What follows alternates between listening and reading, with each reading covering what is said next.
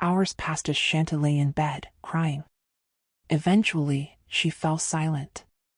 Her body felt heavy as she rose from the bed, noticing the sheets she had used to cover herself were soaked with tears. She got up and walked toward the shower, her arms trembling with exhaustion as she removed her dress. She threw it into the trash bin, unwilling to keep any reminder of what had happened with Vasper. She stayed under the shower for a long time, scrubbing her skin and shampooing her hair, rubbing herself with such intensity as if she wanted to erase every trace of Vasper's kisses and embraces, the marks of her betrayal of Jake. She began crying again, repeatedly whispering Jake's name. "Jake, please forgive me," she muttered through her sobs and the sound of the running shower. She was startled when she heard the sound of a notification from her device. Hastily, she stopped showering, grabbed a bathrobe, and wrapped it around her wet body. She quickly retrieved the device from her bedside table. Mara's voice came through, informing her that her food would arrive in 5 minutes. It reminded Chanty that she hadn't eaten lunch yet, and she realized how hungry she was. Minutes passed, and by the time she had changed, her food had already arrived. Outside her door stood Mara and 2 elves, carrying her meal. "Your Highness, your lunch is here," Mara said with deep respect in both her gestures and tone. Chanty gave a small nod and smiled faintly. After Mara and the elves had arranged the food on her table, Mara faced Chanty again. "Your Highness, the king wishes to have you join him for dinner tonight," Mara informed her.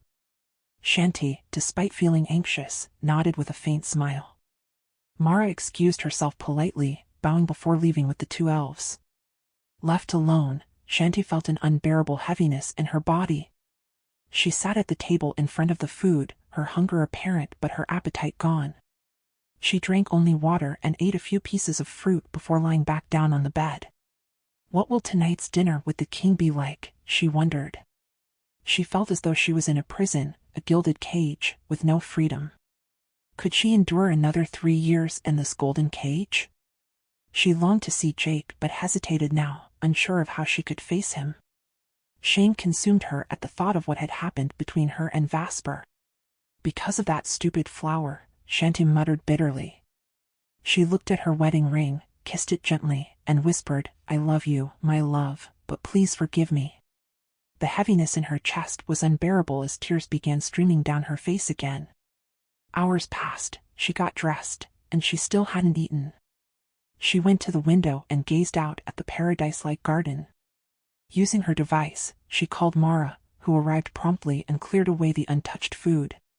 "Your Highness, if there's any food from the outer world that you wish to eat, let me know, and I'll have the chef prepare it for you," Mara said with concern, noticing Chanty had only eaten fruit.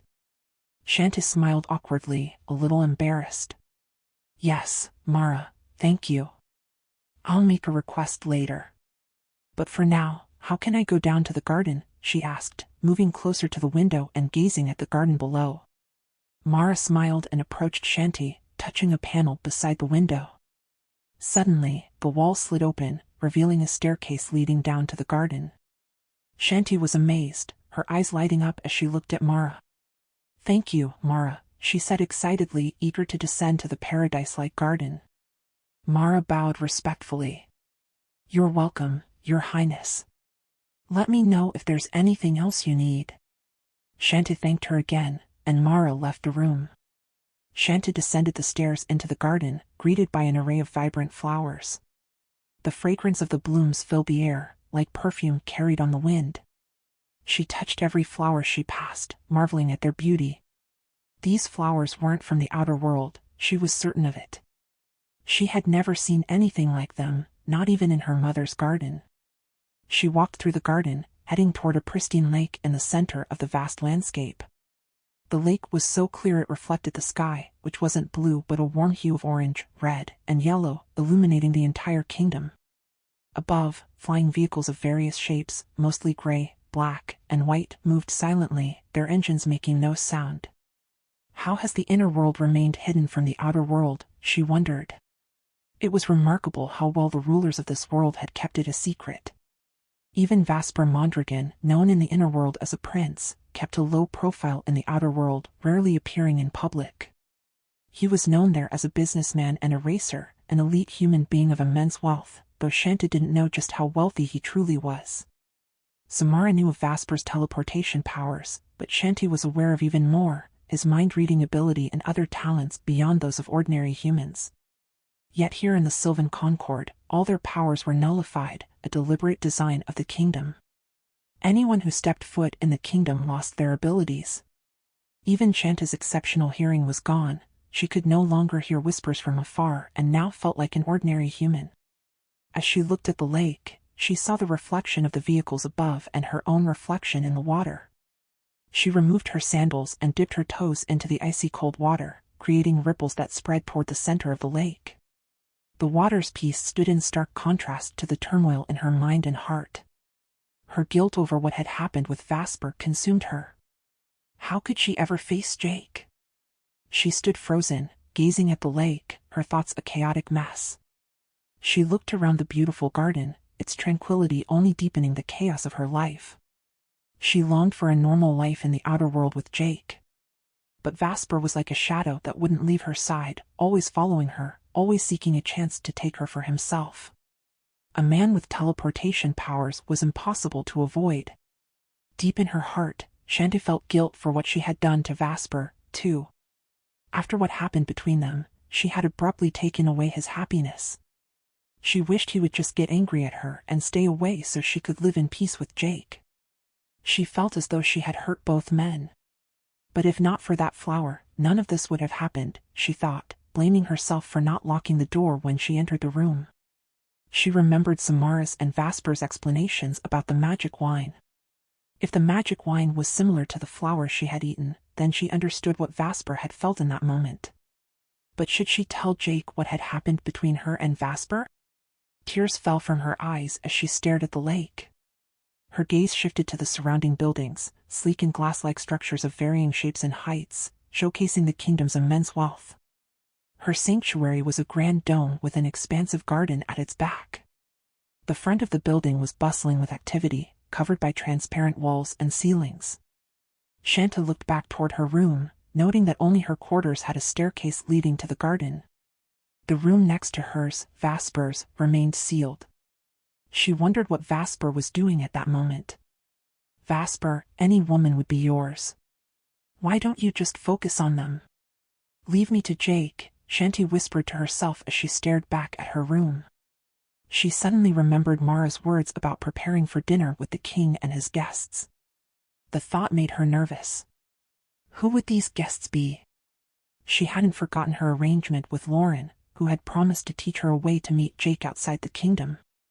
But she doubted whether Lauren would help her after what had happened during their training when Lauren had snatched the flower from her. Even though she didn't fully understand the purpose of their training, Chanty couldn't help but question it. What was it they were trying to achieve? Did it mean that the other women in her group experienced something similar to what happened between her and Vasper? These thoughts deepened her curiosity and unease. She resolved that if such an event repeated itself, she would return to the outer world immediately. She wondered if Jake knew about the training. Her disdain for Sylvan Concord grew even more. Just then, she heard Mara's voice from her device. Chanty was surprised that even though she had gone far from her room, the device's voice could still reach her. She hurried back to her room, panting as she reached her side table and grabbed the device. "Your Highness, there's a package delivery for you. In less than a minute, it will be outside your quarters," Mara informed. Chanty was puzzled but softly replied, "Thank you, Mara." "You're welcome, Your Highness," Mara responded politely. Chanty rushed out of her room to await the package, curious and clueless about its origin and content. As she stepped outside, she noticed a circular vehicle landing in the spacious area before her room, which seemed designed for private arrivals. She glanced at Vasper's door, which was shut, and silently prayed he wouldn't step out at that moment. 3 elven staff emerged from the vehicle, each carrying 2 stunning bouquets of roses. Chanty gasped in amazement. Roses? She hadn't seen any in the gardens of the inner world. She was still marveling at the beauty of the bouquets when Vasper's door suddenly opened, revealing him shirtless and clad only in trousers. His chiseled physique and commanding presence stole her breath, but his piercing gaze sent a chill down her spine. The elven staff approached her, handing over an envelope along with the bouquets. Chanty glanced at Vasper, who stood with his arms crossed, his expression unreadable but intense. Flustered, she quickly looked away and opened the envelope. As she read the letter, tears streamed down her face, a mixture of overwhelming joy and heartache. The note was from Jake, expressing his longing for her and promising to send 6 bouquets of roses, 1 for each day leading up to his return. Chanty turned and opened her door, instructing the staff to place the bouquets inside. The intoxicating fragrance of the roses filled her room as she arranged them on her bed. She thanked the staff warmly, and they left. Just as she was about to close her door, Vasper's arm shot out to block it, pushing it open with surprising force.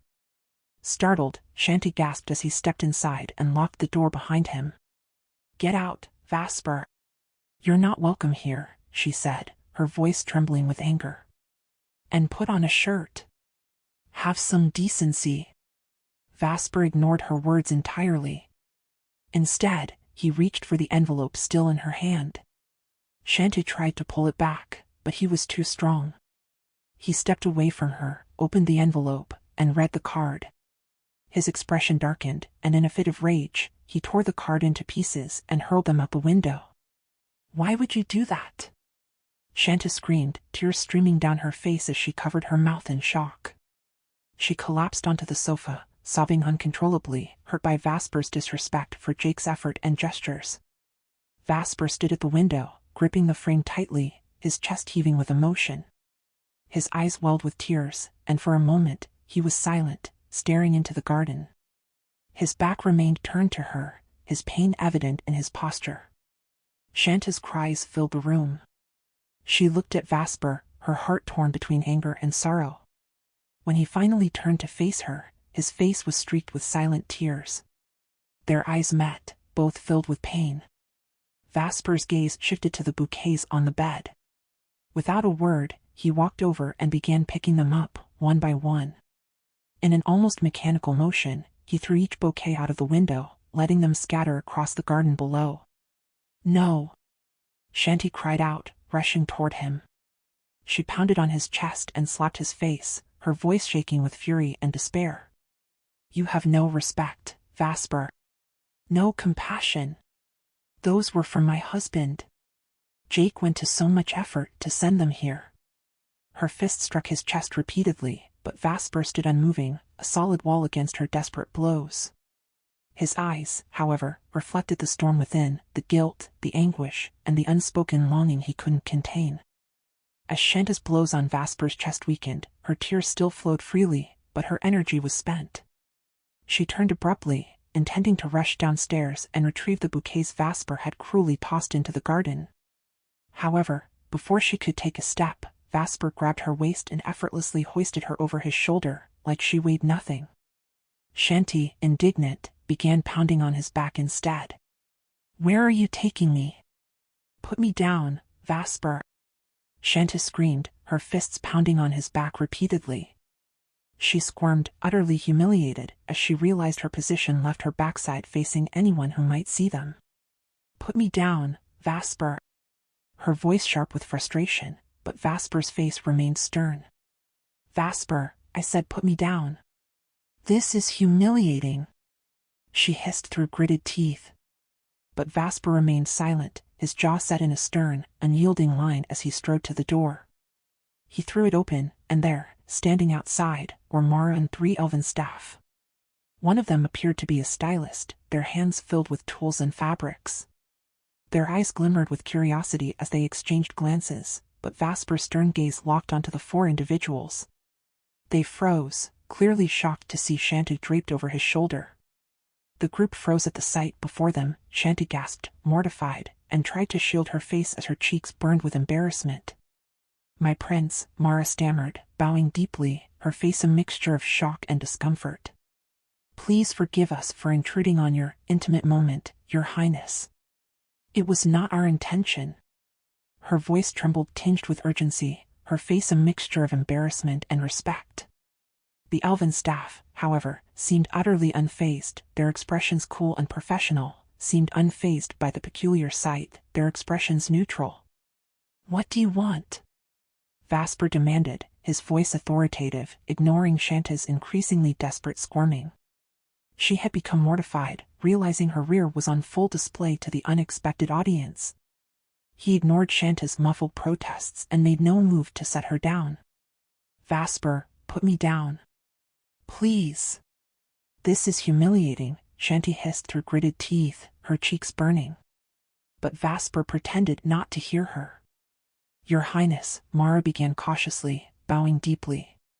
"We've come to prepare Madame Chanty for tonight's royal dinner with the King and the 12 Council of the Crowns." For a fleeting moment, Vasper seemed to snap out of his defiant demeanor. Vasper paused, his brow furrowing slightly. Slowly, he lowered Chanty to the ground, though his expression remained stoic. His movements gentle.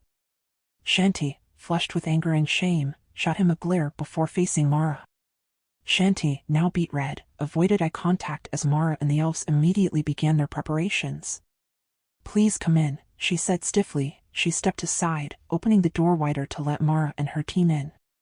To her surprise, before the others could step inside, Vasper walked back in as though the room were his. Chanty, still fuming, grabbed a bathrobe from her closet and shoved it into his hands. "Put this on," she snapped, her eyes narrowing at his bare chest. "You're not parading around like that in front of everyone." He took the bathrobe silently, his expression impassive as he slipped it on. His muscles flexing. His gaze never left Chanty, who, despite her frustration, seemed to glow with intensity. From the corner of her eye, Chanty noticed Vasper watching the elves and Mara as they meticulously worked. Awkward and self-conscious, she sat on a tall stool facing the large mirror, allowing the stylists to begin. Mara and the stylists set to work swiftly, transforming the atmosphere of the room into something akin to a royal dressing chamber.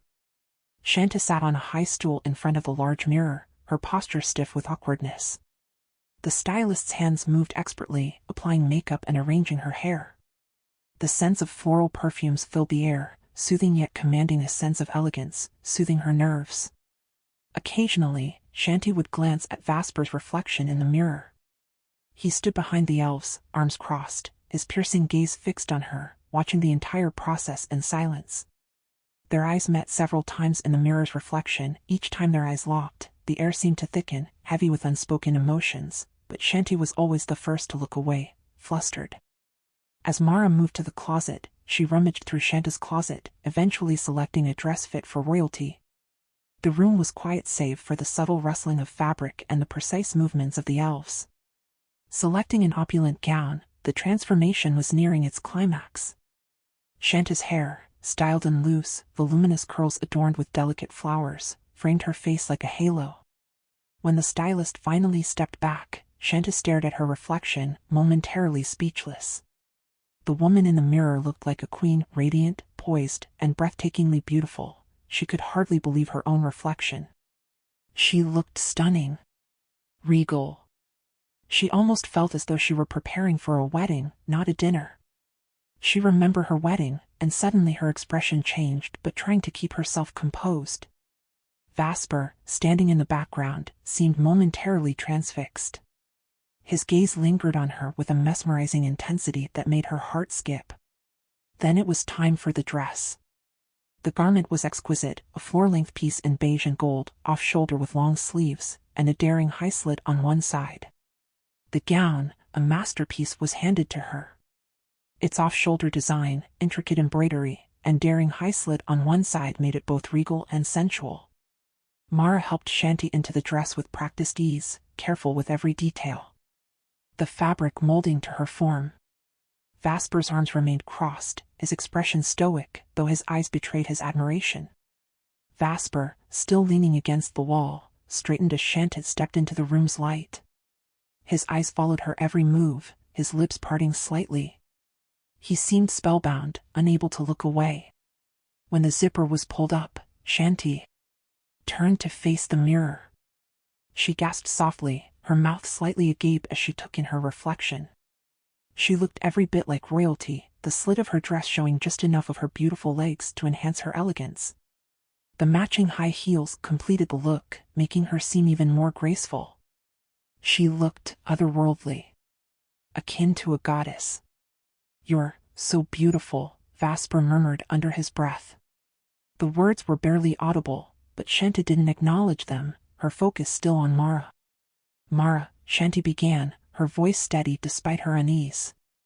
"May I know why the 12th Council of the Crowns is here?" "Who are they?" Chanty asked, her curiosity piqued. Before Mara could respond, Vasper answered first, his tone calm but commanding.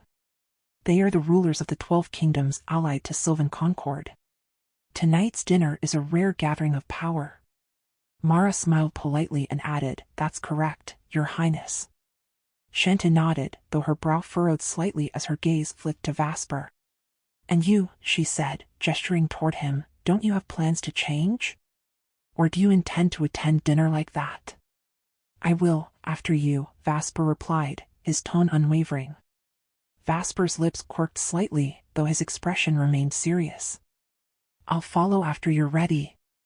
Before she could respond, Vasper's personal assistant chimed through a device in his pocket, as if on cue. His personal assistant's voice came from his device, reminding him it was time to prepare. Chanty glanced at Mara, her brow furrowed with suspicion. "Is he coming with us?" Mara gave a small nod and a smile. "Yes, Your Highness." Before Chanty could say anything further, Vasper strode toward her. Without warning, his hand encircled her waist, and he pulled her close, his lips claiming hers in a swift, deep kiss. The intensity left Chanty stunned, her body frozen as her mind raced. The elven staff didn't react, their professionalism unshaken by the scene. Vasper released her just as abruptly and turned away. "I'll change," he said simply, opening the door. Before stepping out, he cast Chanty one last glance, his eyes lingering. Then, the door clicked shut behind him. Chanty stood motionless, her heart racing, her lips tingling from the unexpected kiss. She turned to Mara, flustered, pleading with her to retrieve the bouquets from the garden and return them to her closet. Mara agreed, bowing respectfully, her smile warm and understanding. Mara bowed slightly, her smile soft with understanding. "Of course, Your Highness." After a few moments to gather herself, a few minutes later, Chanty emerged from her room, Mara by her side, as they headed to the waiting vehicle. "Mara, isn't the dining area that way?" Chanty asked, pointing toward the grand doors she remembered entering during her first meeting with the king. "No, Your Highness," Mara replied, gesturing toward the tallest structure in the city center. "Tonight's dinner is at King Elander Valener's personal residence." She pointed to the tallest building in the city center. Chanty glanced at the towering structure Mara pointed out. Chanty's eyes widened, her jaw dropping slightly as she took in the breathtaking architecture. The structure, resembling a water lily in full bloom, rose majestically above the clouds. At its heart were 3 skyscrapers connected seamlessly, their grandeur leaving her speechless. Her nerves bubbled anew as the vehicle hummed to life, carrying them toward the pinnacle of Sylvan Concord's magnificence and the unknown that awaited. Chanty felt an overwhelming mixture of apprehension and disbelief as she prepared herself for what awaited her at the meeting with the king and the council. She steadied her breathing, trying to calm the pounding of her heart.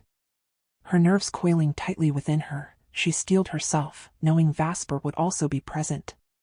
Determined not to falter, she readied her thoughts and emotions. Walking gracefully toward the waiting vehicle.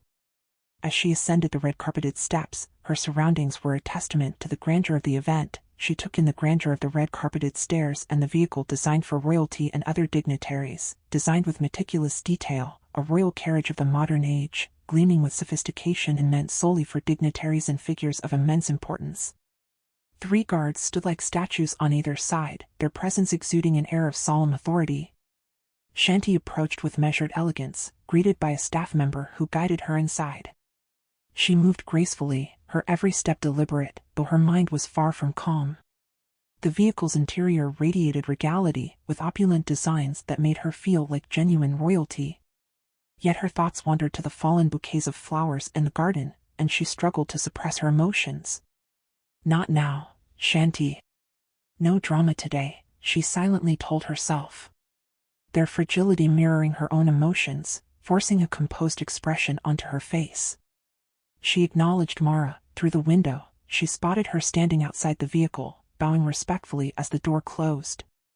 Relieved that they weren't waiting for Vasper, who was likely to travel separately, Chanty sighed softly. She mused, grateful for the brief respite from his overbearing presence. However, the moment the vehicle initiated its journey, she felt an inexplicable shift in energy. An odd sensation overtook her. A tingling sensation coursed through her body, her ears buzzed as if submerged underwater, muffled by an unseen force. And the air itself seemed to shift around her. She steadied herself, assuming the peculiar feeling was due to teleportation. She struggled to maintain her composure as a uniformed staff member clad in golden hues approached her, their movements precise yet deferential. Offering their hand, they guided her out of the vehicle. Emerging from the confines of the transport, Chanty found herself on a platform suspended high above the clouds. Vehicles soared gracefully through the air, yet they hovered at a respectful distance from the towering structure she stood upon. Her breath caught as she took in the breathtaking panorama before her, the ground below appearing distant and surreal. A smoky ambience veiled the surroundings, but the city sprawled endlessly beneath her, its boundaries unseen. The sprawling city stretched endlessly below, its boundaries lost in the horizon. Vehicles glided smoothly through the air, some floating like vigilant sentinels around the towering structures. The platform was encased in an invisible barrier, and despite the dizzying heights, the space felt safe, almost serene. She marveled inwardly but maintained her composure. Around her was a seamless glass-like enclosure encasing the top floor, a breathtaking garden blooming with flowers she had never encountered before, immaculate gardens filled with flowers she couldn't begin to name, their vibrant colors radiating a surreal beauty.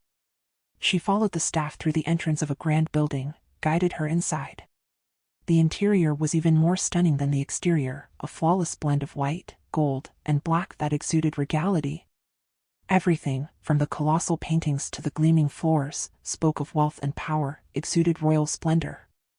The golden floor gleamed beneath her steps as she followed the staff, her heartbeat quickening with each stride. Her awe didn't overshadow the tension in her chest, each step amplifying her anticipation. The sight of her reflection in the glossy surfaces reminded her to stand tall, to carry herself as though she belonged among these untouchable elites.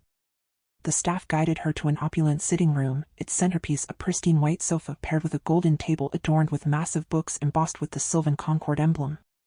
She sat stiffly, her heart racing, unable to fully relax despite the luxurious surroundings. Moments later, the door to her right opened, and in stepped King Elander Valener. His golden robe shimmered with the crest of the Sylvan Concord, and though he wore no crown, his presence was unmistakable, enough to command the room. His long, white hair fell regally behind him, flowed like a cascade of light, adding to his imposing stature. The king carried an air of effortless grace. Chanty immediately rose, bowing in deference alongside the staff. The king's warm smile was disarming as he approached, gesturing for her to sit once more. Chanty obeyed, settling once more on the luxuriously soft sofa. "It is my honor to see you again, my king," she greeted, her voice laced with reverence. Bowing her head, she added, "Thank you for inviting me to your residence." "It is a pleasure to see you again, Don Lorenzo," he said, his voice soothing yet carrying an undeniable authority. "I am honored to be invited here, Your Majesty," Chanty replied, her words laced with reverence as she inclined her head. The king's smile deepened. "There is no need to thank me," the king said, his smile unwavering. "I am grateful you have come. Today is an auspicious day, for I shall introduce you to the 12th Council of the Crowns. They are eager to meet you in person." Chanty's unease grew, but she masked it behind a polite nod. The king's presence was calming, his voice soothing like a gentle lullaby. Around them, the room's aroma, soft, relaxing, and luxurious, seemed to ease her nerves. The king reached for a drawer in the table before them and retrieved a thick leather envelope, its weight and craftsmanship exuding importance, its weight evident as he placed it in her hands. "This," he said solemnly, offering it to Chanty, "is your mother's legacy, her pact with the Sylvan Concord following her service to us. She chose to reside in the outer world after fulfilling her duties. It was her decision to live in the outer world." Her hands trembled as she accepted the envelope, her breath hitching at the mention of her mother, her emotions stirring violently within her. "Open it and see what lies within," the king urged, his tone gentle but encouraging. She opened it carefully. Inside the envelope was a golden document, its surface gleaming with an otherworldly sheen, tears slipping down her cheeks as she stared at the golden parchment. The words were ornate, but their weight was unmistakable. At the bottom of the document was a thumbprint, deep red, like dried blood. "That is your mother's mark," the king explained gently. The king silently handed her a tissue box, and she muttered her thanks as she dabbed at her tears, marveling at the softness and fragrance of the tissues. "Tissues even in the inner world?" she mused. "That thumb mark," the king explained, "is your mother's blood. She ensured her legacy would be clear before she left for the outer world." His voice remained calm even as her emotions spilled over. Overwhelmed not just by the information but by the sensation that she was unraveling a piece of herself she hadn't known was missing. The king's smile faded slightly as his demeanor grew more serious. "Read it carefully, Chanty. I wish for everything to be transparent before we meet with the council." Chanty read the document, her heart racing with every word. By the end, her mind was a tempest of questions, disbelief, and awe. When she finished reading, carefully, she placed the document back into the envelope and set it on the table, her gaze lifting to meet the king's now serious expression. From this moment onward, the king began, his tone commanding yet kind. "Your service belongs to us, Chanty Lorenzo. Your mission is to challenge Alexander Mondragon. Every kingdom has a challenger, and for us, it is you. You alone hold the sword of destiny. Only your hands can wield it, no one else. You are uniquely qualified to face him." Chanty listened, the gravity of his words pressing down on her. The king continued, his tone unwavering. "However, should you fail in defeating the king of Velantis Noctem, you must abide by our law and choose a consort from among the kings or princes of the allied kingdoms. Refusal to marry will result in your exile to the outer world. That is the law. If you refuse, you will be cast into the outer world, forever barred from returning. You will leave with nothing, not even a single ounce of the riches from this world. Furthermore, it is forbidden to reveal the existence of this realm to anyone in the outer world. Breaking this law is a grave offense. You are forbidden from speaking of this world to the outer world. Such betrayal is a grave sin here." The weight of the ultimatum sank into Chanty's chest. She inhaled deeply before replying, her voice steady despite the turmoil inside. "But, Your Majesty, I am already married to Jake Valerian. There is no need for another union." The king chuckled softly, shaking his head, though his eyes held a glint of knowing. "Chanty Lorenzo, Jake Valerian is a guardian. It is against their code to marry or form romantic ties with their charges, you, in this case. Even if he has renounced his position as a guardian, your marriage is invalid. Even as an ex-guardian, your marriage to him holds no validity here." The king chuckled softly. To emphasize his point, the king retrieved another envelope, this one brown and unassuming compared to the first, and handed it to Chanty, whose trembling hands barely managed to accept it, the weight of the moment threatening to crush her. As Chanty tried her best to suppress the tempest of emotions swirling within her. With trembling hands, she forced herself to stay calm. She opened the brown envelope. The paper inside was ordinary, something one might find in the outer world, yet its contents carried an extraordinary weight. As she read the document, her breath hitched. It was a legal declaration nullifying her marriage to Jake, signed by outer world attorneys. Chanty froze in shock. Disbelief overtook her. The document, bearing the signatures of outer world lawyers, seemed an impossible reality. She hadn't even spent a full week in the Sylvan Concord, yet this had already transpired. How could something like this happen so quickly? "My king, how did this happen? How could it happen so quickly?" Chanty's voice cracked as tears welled in her eyes. "Your Majesty, how is this possible?" she asked, tears streaming down her face, her voice trembling. The king smiled, his expression calm yet with a weight of authority. "Such matters are not difficult for us, Chanty Lorenzo. We have dignitaries and representatives in every sector of the outer world. Jake falls under our jurisdiction." Chanty's tears flowed freely now, her body trembling as she clutched the document. "My king, has Jake received a copy of this?" she asked, her voice shaking. He will, in due time. Do not concern yourself with it, the king replied. For Chanty, the realization was like the world collapsing around her. Her marriage, her bond with Jake, was never valid in the eyes of this world. It was as if everything she held dear was slipping away. For me, the welfare of the inner world as a whole is paramount, the king continued. In the days to come, your training will begin, daily sessions to prepare you for the twilight reckoning. The king's tone grew more pragmatic.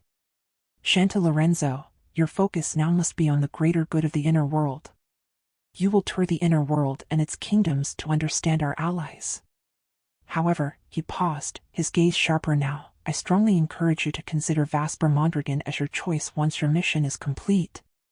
Aligning with Velantis Noctem is paramount to our survival. If Vasper becomes our ally, it ensures peace. The word struck Chanty like a thunderclap. Her heart raced as the king's plans unfolded before her, leaving her overwhelmed. But my king, that is impossible, Chanty's voice faltered, her hands trembling. Nothing is impossible, Don Lorenzo, the king said with unwavering certainty. It is evident that Vasper has feelings for you. I even offered him one of our esteemed women. He has shown no interest in anyone else, even those we offered from our ranks, but he refused. His focus is solely on you. Securing Velantis Noctem as an ally requires this union. Vasper is key. This is the most viable path forward. But my king. Chanty's voice faltered. Her emotions churned within her, threatening to spill out. What if? I cannot. The king's eyes bore into hers. If you cannot, others will complete the mission. Vasper Mondragon is no match for you, especially with the sword of destiny in your hands. However, if he proves uncooperative, I will task you to eliminate him. Without their leader, Velantis Noctem will fall, and we will seize it. The kingdom's survival outweighs any sentimentality. Removing him would make it easier for us to conquer Velantis Noctem. Without a king to lead, their kingdom will fall. The king's tone, calm yet chilling, left Chanty feeling unmoored. Her hands and feet felt numb, as if the weight of his expectations was physically pressing down on her. He smiled faintly, seeing her reaction. Do not worry. I understand this is overwhelming. You have time to prepare yourself. The king spoke as if this plan was the most logical course of action, but Chanty's body trembled. The sheer weight of what was being asked overwhelmed her. She couldn't feel her hands, and if she had been standing, she might have collapsed. He is not as formidable as his father. Sensing her distress, the king softened his tone. Do not worry.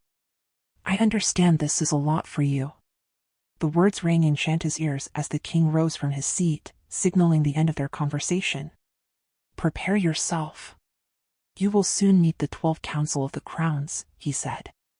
Chanty hastily stood, bowing low. The king nodded at her before disappearing back through the door he had entered from. She clutched the envelope tightly, leaving the leather one behind. A staff member approached, leading Chanty out of the room. Though her mind screamed for solitude, she carried the brown envelope reluctantly, knowing her duties were far from over. As they walked through the corridors, Chanty's thoughts swirled in turmoil. The king's words about Vasper echoed in her mind. She couldn't imagine carrying out the order to eliminate him, nor could she fathom the possibility of marrying him. Her body felt heavy with dread as she followed the staff member to a grand room. The meeting room she entered next was vast, dominated by a long table surrounded by high-backed chairs. Everything about the room exuded secrecy. It was designed to ensure no word spoken within would ever escape. A staff member took the envelope from her hands, promising to send it to her vehicle, before leaving. Soon, elven staff began to trickle in, their footsteps soft but deliberate. Chanty sat composed, though internally she braced herself. Then came Vasper Mondragon. He was breathtaking. His entrance was like a force of nature, slow, deliberate, and utterly commanding. His presence drew every eye, his aura almost tangible. His striking features, sharp jawline, piercing gaze, and perfectly styled man bun, seemed only to heighten his otherworldly allure, adding to his powerful aura. His tailored black polo shirt, a tie and beige long coat whispered sophistication, while the intense gaze he leveled at Chanty screamed power. His piercing gaze immediately found Chanty's, and her heart raced.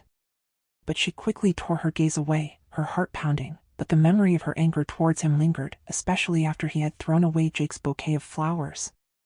Vasper, however, strode confidently to her side and took the seat beside her without hesitation, his presence overwhelming. Chanty could feel the heat radiating from him, her pulse quickening. His proximity unsettled her. Chanty's pulse quickened, but she feigned indifference. Just as she managed to steady herself, Vasper's hand brushed against her exposed thigh, where the high slit of her dress revealed her skin. She jolted, her face flushing with both anger and embarrassment. With a sharp glare, she swatted his hand away, but Vasper, unfazed, and Vasper caught her hand, clasping it tightly, his grip unyielding. Chanty yanked her hand in frustration, careful not to draw attention from the staff. Through gritted teeth, she hissed, "Vasper, let go of my hand. Can't you behave for once?" "Vasper," again she hissed through gritted teeth, her tone low to avoid attracting attention. "Let go of my hand. Stop this nonsense right now." His lips curled into a sly smile, his voice a whisper dripping with mischief. "Behave," Vasper smirked, his voice a low whisper. "Stay still unless you want me to kiss you right here."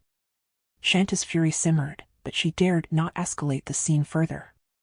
She focused instead on composing herself, though her pulse betrayed her. The staff announced the arrival of the king and the 12 councils of the crown. Vasper rose smoothly, his grip still on Chanty's hand, compelling her to stand as well. Chanty burned with embarrassment but had no choice but to follow his lead. They bowed respectfully to the king, who smiled knowingly as his eyes landed on their clasped hands. Their clasped hands did not go unnoticed by the king, his piercing eyes lingering on the pair. The king wore his ceremonial attire, a rich green robe adorned with intricate golden embroidery, topped with a magnificent crown. His presence was regal and commanding, his voice resonant as he greeted Chanty and Vasper. The councils followed one by one, their eyes lingering on Chanty with admiration. Their expressions filled with intrigue and respect. Their expressions a mixture of awe and admiration as they observed Chanty.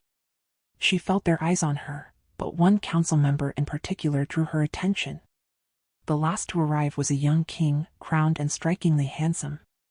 As his eyes met Chanty's, they lingered, a mix of fascination and recognition flickering in his expression. His gaze lingered on Chanty longer than the others, his expression one of profound interest. Chanty felt a wave of awkwardness. The king's piercing eyes bore into hers, a look too familiar, yet she couldn't place it. Vasper stiffened beside her, his eyes narrowing at the young king. The tension between them was palpable, but Chanty was too overwhelmed to process it fully. Vasper noticed, his jaw tightening as his own gaze darted toward the young king.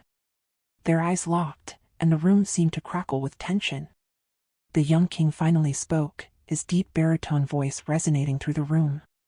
"It is a pleasure to meet you, Don Lorenzo. I already know your name," the young king said, his voice deep and resonant, his baritone carrying a magnetic power that added to his already impressive presence. Chanty bowed slightly, her voice steady. "The pleasure is mine, your highness." The young king smiled, revealing perfect teeth that only enhanced his striking features. His eyes traveled over Chanty's figure, an unmistakable admiration gleaming within them. Vasper shifted beside her, his grip on her hand tightening imperceptibly. For Chanty, the room suddenly felt smaller, the air heavier with the weight of unspoken rivalries and impossible choices. Chanty felt an intense wave of awkwardness as the young king's attraction toward her became more evident. King Arinder's gaze lingered on her, filled with a clear admiration that he made no attempt to hide. The air in the grand chamber grew thick with tension, the kind that made every glance, every small movement, feel amplified. Then King Elander motioned for everyone to be seated, snapped Chanty back to the moment, and she followed suit alongside Vasper, whose simmering glare at the king beside her was impossible to miss. The air between Vasper and the young king was charged as they exchanged words. Vasper's piercing stare clashed with Arinder's serene yet sarcastic smile. "Vasper Mondragon," Arinder said, his tone light but edged with something sharper. "It's a pleasure to see you again." The smile that Vasper returned was far from friendly. "The pleasure is mutual," Vasper replied, his smile equally insincere. His deep voice steady but laced with a challenge. The weight of attention shifted as King Elander addressed Chanty directly. All eyes turned to her, scrutinizing, appraising. Her heartbeat quickened, her palms clammy with nervous energy. Vasper's hand closed over hers beneath the table. Vasper gave her hand a reassuring squeeze and began stroking it gently with his other hand, attempting to calm her down. His touch was a silent reassurance amidst the overwhelming presence of 13 rulers who now watched her. The meeting progressed, with King Elander instructing each ruler to introduce themselves and their kingdoms to Chanty. One by one, they obliged. One by one, the monarchs introduced themselves, their voices echoing in the ornate hall. Until the final king, who sat beside Chanty, rose to speak. His presence unnerved her further due to his proximity. His voice was deep and resonant, his presence commanding. "It is an honor to introduce myself to you, Miss Don Lorenzo. I am King Elander of the Kingdom of Eloria," he said warmly, extending his hand. His eyes locked on her. Chanty hesitantly freed her hand from Vasper's grasp, which he reluctantly released. She managed a polite smile, extending her hand for a handshake, but her composure wavered as Elander lifted her hand to his lips, brushing a kiss over her skin. His sharp, dark eyes locked with hers as he did, his expression unreadable but undeniably magnetic. The moment lingered too long for comfort. Awkwardly smiling, Chanty withdrew her hand, but Vasper immediately took it back, hiding it under the table. Using his coat, he discreetly wiped the hand King Elander had kissed. Chanty glanced at Vasper, who remained nonchalant even as he tightened his grip on her hand again, clasping it firmly. The room seemed to shrink as King Elander spoke again, this time directing his words toward Vasper. "Prince Vasper Mondragon, you are the only one yet to formally introduce yourself," he remarked with a knowing smile. Vasper rose from his seat, bringing Chanty with him, leaving her no choice but to stand. His attire, different from the royal garb of others, with his necktie and long coat, made him stand out, clasped hands displayed boldly for all to see. The shift in the atmosphere was electric. His towering form exuded authority, his tailored long coat and sleek black tie a stark contrast to the regal robes around him. He was effortlessly striking, his aura dominating the room like a storm about to break. Chanty could barely breathe as he spoke, his words reverberating in her chest. "Most of you already know me," Vasper began, his voice as steady as the ocean's tide. "But allow me to introduce Miss Don Lorenzo. She will soon be my queen and the future of my kingdom." Gasps of surprise filled the room at his announcement, though King Elander seemed pleased. The announcement sending ripples of shock and intrigue through the council. Chanty, however, wished the ground would swallow her whole. The weight of the moment pressed down on her shoulders, her pulse racing as Vasper raised their clasped hands for emphasis, a symbol of their union. Leaving Chanty overwhelmed by embarrassment. She smiled weakly, feeling like the center of a spectacle she desperately wanted to escape. She forced a smile, though her thoughts were a whirlwind of confusion and frustration, not least toward the man beside her. As they sat back down, Chanty noticed a tense, unspoken exchange between Vasper and King Elander, their smiles far from friendly. A private exchange between Vasper and Elander bristled with thinly veiled animosity. Their voices were low, the tension between them tangible.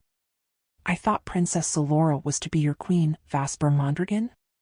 King Elander asked quietly, ensuring only the three of them could hear. Chanty's gaze shifted nervously between them. Chanty's stomach churned at Elander's mention of a Princess Solora, her unease deepening as she tried to wrest her hand free of Vasper's grip. But he held on, his fingers tightening as though to claim her before the world. "That was in the past, Elander," Vasper replied dismissively. "Things are different now. Let's not dwell on the decisions of my younger days." "Oh, really?" Elander raised an eyebrow. "You should know she's still waiting for your return, Vasper. Have you gone back to your kingdom yet? Does your father know you're here, in Sylvan Concord, with such a precious elixir?" Elander's gaze shifted to Chanty, who looked down, fixating on their clasped hands as she tried to make sense of the conversation. Meanwhile, Vasper's grip on her hand tightened, leaving it red.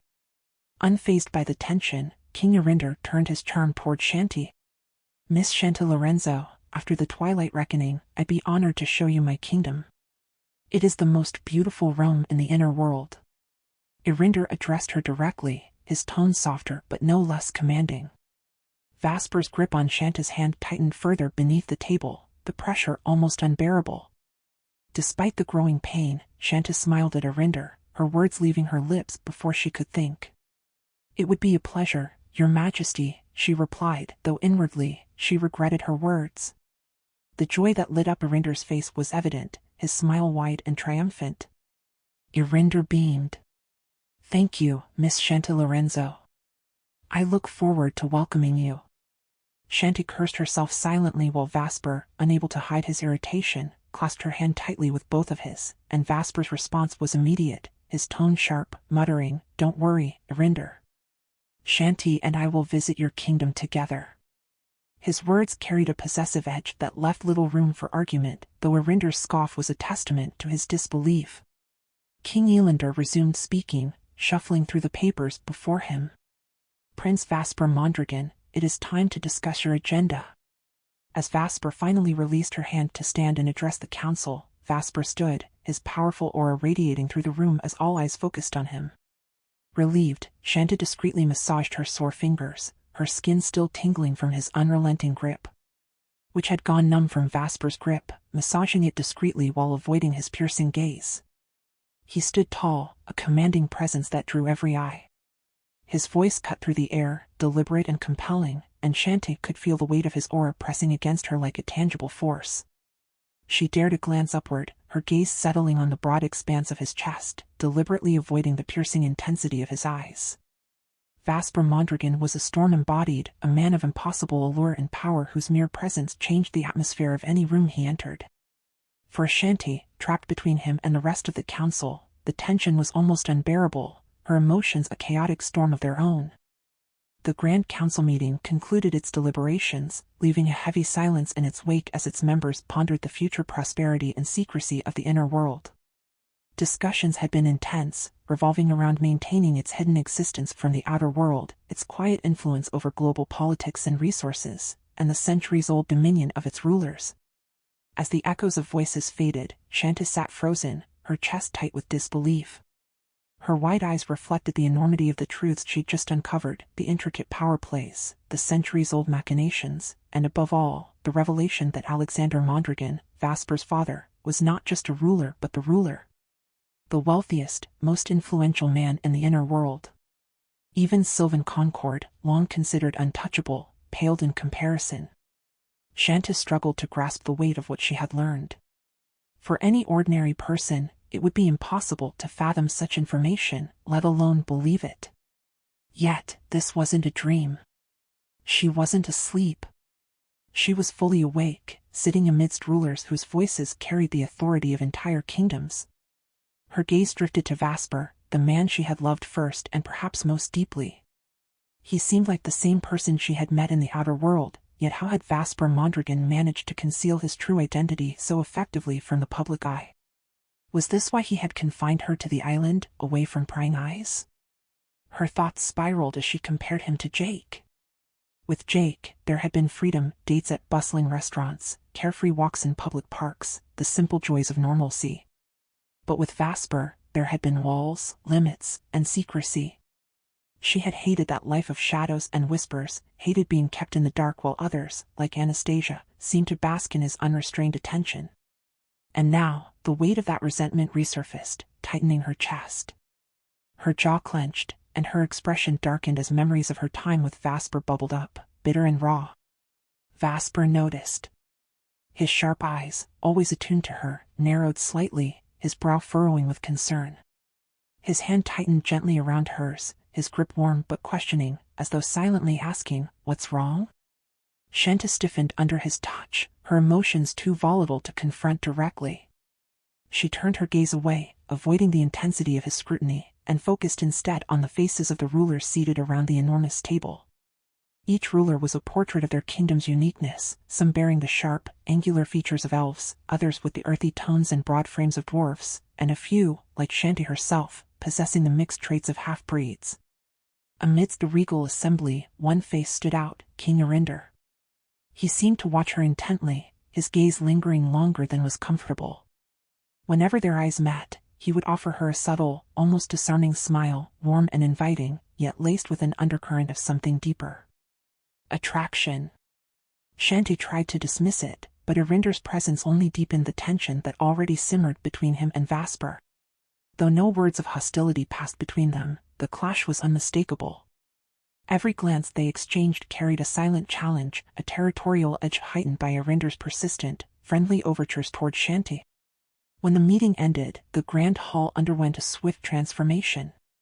Servants moved with practiced efficiency, their hands a-blur as they prepared the room for a feast. The table, already impressive in size, was now a spectacle of opulence. Golden candelabras flickered with soft flames, their light dancing off crystal goblets and polished silverware. Cascading floral arrangements adorned the center, their vibrant colors a striking contrast against the dark wood surface. The air grew warm with the aroma of roasted meats, infused with truffle and herbs, mingling with the faint sweetness of freshly baked bread. Gilded bowls cradled delicate soups, their surfaces shimmering with a whisper of cream. Desserts arrived in artful forms, sculpted to resemble roses in full bloom, their petals so intricately crafted they seemed ready to wilt. Overhead, the soft strains of a string quartet filled the air, their melody weaving through the quiet conversations of the gathered rulers. Yet beneath the surface of the gilded serenity, Chanty felt the weight of eyes on her, the tension between Vasper and Arinder an invisible thread that stretched taut with every passing moment. It was a fragile balance, teetering on the edge, and she sat at its heart, a silent storm swirling within her. Chanty, seated between Vasper and King Arinder, felt the suffocating tension radiating from both men like a charged storm ready to erupt. Vasper's attentiveness bordered on obsessive, his every movement calculated and precise. He ensured her glass was perpetually full, adjusted her utensils with quiet efficiency, and even retrieved her napkin the instant it fell, his graceful motions betraying a calm that masked the fire simmering beneath. "Are you comfortable, Chanty?" His voice was low, intimate, and carried a subtle edge of possession. His hand lingered briefly over hers as he adjusted her goblet, his touch warm but heavy with unspoken meaning. "Yes, thank you," she murmured, her voice barely above a whisper. Yet, despite her composed response, her heart fluttered at the intensity of his gaze, a quiet storm brewing in his eyes. Feigning nonchalance, but Chanty deliberately held her wine glass with her left hand to flaunt the blue sapphire wedding ring on her finger, angling it so the blue sapphire wedding ring on her finger caught the flickering candlelight. She wasn't disappointed. Vasper's eyes caught the glimmer of the ring. She didn't need to look to know Vasper noticed. The faint tightening of his jaw and the flash in his eyes gave him away. His lips curved into a faint, tight smile as he raised his goblet, taking a deliberate sip of his wine, his gaze never leaving hers. Their eyes met in a silent standoff, each daring the other to surrender first. But Chanty's resolve faltered first when Vasper's free hand reached under the table and squeezed her right hand, firm, insistent, and commanding. Startled, she withdrew her hand abruptly, using the pretext of picking up her fork to continue eating. She rested her left hand on the table, her fingers deliberately splayed to flaunt the ring's unmistakable presence, a silent declaration to both men: she belonged to someone else. The ring's significance didn't escape King Arinder either. King Arinder noticed the ring and glanced at Vasper, assuming it was from Vasper, his expression unreadable save for a fleeting shadow of displeasure. The corner of his lips dipped, but only for a moment, before his signature warm, confident smile returned, his eyes gleaming with determination. Not to be outdone, Arinder leaned slightly toward her, his voice a velvety murmur. "Miss Don Lorenzo," he began, his tone as smooth as aged wine, "if there's anything at this feast that doesn't meet your standards, please don't hesitate to tell me. It would be my pleasure to arrange something more to your liking." Caught off guard by his closeness, Chanty forced an uneasy smile. "Everything is perfect, Your Majesty," she replied, her voice steady despite the flush creeping up her neck. Vasper's jaw tightened, his knuckles whitening around the stem of his goblet. "I'm certain Chanty can manage without the extra attention," he interjected, his tone cool and sharp, his eyes fixed on Arinder with a warning glint. Arinder chuckled softly, raising his glass in a mock toast. "Ah, but a true lady deserves the finest care." It's a shame not everyone understands that. The challenge in his words was as sharp as a dagger, and Chanty felt as though the entire room had shifted its focus to the unspoken rivalry unfolding at her table. Even the other rulers, engrossed in their veiled conversations, cast occasional glances in their direction, sensing the silent duel for dominance. The tension only escalated as the meal progressed. When Arinder offered Chanty a taste of a rare Elorian wine, his eyes glinting with charm, Vasper cut in smoothly. She prefers something lighter. Without waiting for a reply, he poured her a glass of an inner-world vintage, its flavor familiar yet unexpectedly delightful to her palate. Chanty sipped it hesitantly, realizing with mild surprise that Vasper had remembered her preferences more accurately than she had. Her heart raced, her composure barely holding as the two men continued their wordless war. Every glance, every gesture, every carefully chosen word was a move on the chessboard of power, with her as the unasked-for prize. The room itself seemed to echo the storm within her. The other rulers, though cloaked in regal poise, exuded an air of intrigue and latent danger.